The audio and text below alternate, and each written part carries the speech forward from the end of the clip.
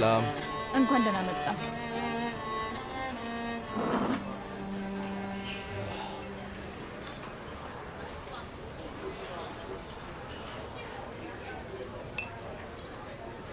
ደህና ነሽ?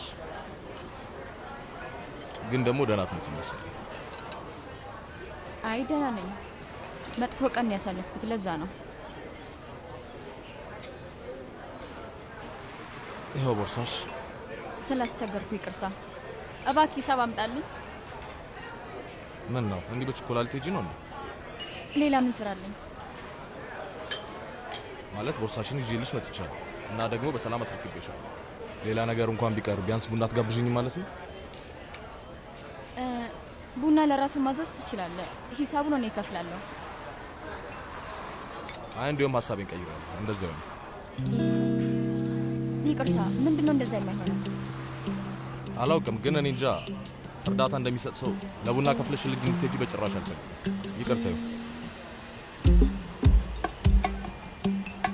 ቆይ ምንድነው የምታወራው?